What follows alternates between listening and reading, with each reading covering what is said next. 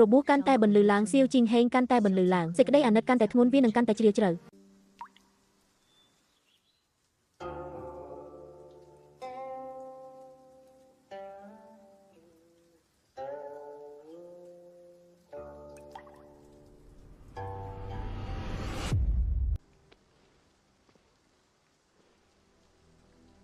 ឆាកត្រូវបានរៀបចំឡើង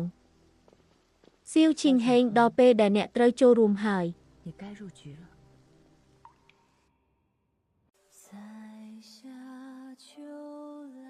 នៅកណ្ដាលទេសភាពដ៏ស្រស់ស្អាតសម្រស់របស់នាងបានរះឡើងឥតឈប់ឈរ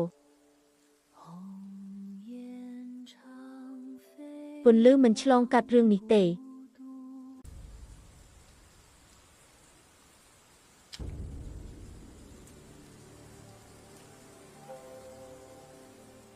ភ្លេងនោះគឺដូចគ្នាបេះបិទ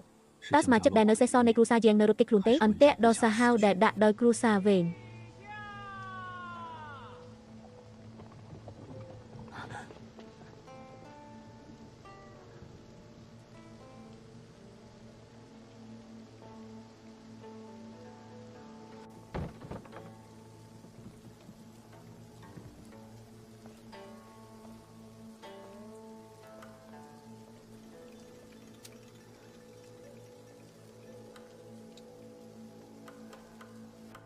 ខាងក្រោមនេះជារូបរាងដ៏តាក់ទាញរបស់នាងតើបទចម្រៀងនេះសម្រាប់អ្នកណានៅក្នុងសួនច្បារអធិរាជតើពេលណាទើបអ្នកខ្លាចជាមនុស្សគួរឲ្យស្អប់ខ្ពើមបែបនេះកន្លែងដើម្បីលបួងអធិរាជអ្នកបម្រើម្នាក់នេះមិនដែលហ៊ានមានចិត្តណាមិនសមរម្យឡើយតែមិនយល់ថាហេតុអ្វីបានជាខ្ញុំគិតពីអ្នកបម្រើម្នាក់នេះគ្រាន់តែគិតអំពីស្រុកកំណើតរបស់នាងគាត់ចាស់បានបាត់បង់ទៅហើយបទភ្លេងដ៏យូរអង្វែងរបស់នារីបម្រើដោយរវល់ពេកគាត់បានរំខានដល់ការអធិស្ឋានរបស់ព្រះនាងព្រះគុណនិងធូបរបស់ព្រះនាង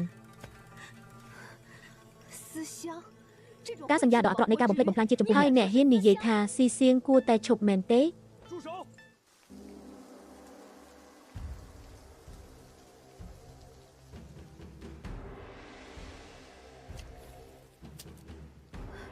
ខ្ញុំមិនដឹងថាសួនច្បារអធិរាជនេះមានលក្ខណៈពិសេសយ៉ាងនេះទេវាបានប្រែក្លាយទៅជាសំណុំរឿងមួយដែលកំពុងត្រូវបានចុចដីដោយក្នុងមន្ទីរសុខាការនេះបានចាប់ផ្ដើមជាមួយនឹងការបោះបង់ចោលអ្វីមួយរូបរាងរបស់គាត់រំលឹកខ្ញុំអំពី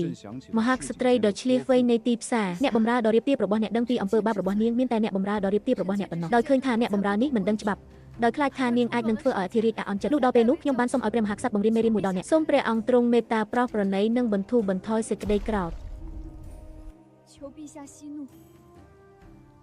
អាកប្បកិរិយាមិនគោរពរបស់នារីបម្រើនៅចំពោះមុខព្រះចៅអធិរាជបានព្រះមហេសីដ៏មានឫទ្ធានុភាពបានបង្រៀនការបណ្ដុះបណ្ដាលគឺជាការទទួលខុសត្រូវទាំងស្រុងរបស់អ្នកបម្រើព្រះមហាក្សត្រឲ្យសូមគុំធ្វើខុសអីដោយសារតែស្រីបម្រើបានធ្វើឲ្យស្ត្រីនោះរងរបួសនេះជាក្តីស្រឡាញ់ដែលគ្រួសារវេនហៅថាមហេសីអធិរាជដែលលេចចេញមកគឺនៅចំពោះមុខខ្ញុំពួកគេហ៊ានធ្វើបែបនេះដោយមិនដឹងខ្លួនទោះបីជាអ្នកមិនអើពើនឹងជីវិតមនុស្សឬអត់ក៏ដោយចូលក្រឡេកមើលជីវិតរបស់អ្នកបម្រើក្នុងវងតូចនេះពិតជាមានចិត្តអាណិតអាសូរណាស់សូម្បីតែខ្ញុំក៏បន្ទាប់មកខ្ញុំនឹងផ្ដល់ឲ្យអ្នកនៅបំណងប្រាថ្នាចង់រក្សាបណ្ណាល័យរបស់អ្នកមានរមូរចាស់និងបំណែកជាច្រើនដែលអ្នកអាចរកបានទៅទីនោះហើយស្នាក់នៅដោយគ្មានបញ្ជាចាប់តាំងពីព្រះមហាក្សត្រចេញព្រះរាជក្រឹត្យ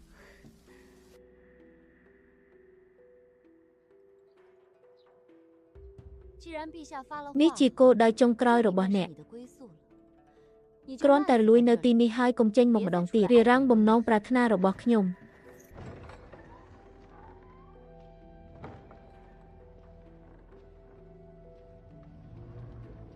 សូមអរព្រះគុណព្រះអង្គដែលបានទ្រង់យល់ព្រមតាមសំណើរបស់ខ្ញុំនៅពេលនោះខ្ញុំពិតជានឹងសម្លាប់ក្រុមគ្រួសារនិងម្រាមដៃរបស់ខ្ញុំស្វែងរកដៃរបស់អ្នក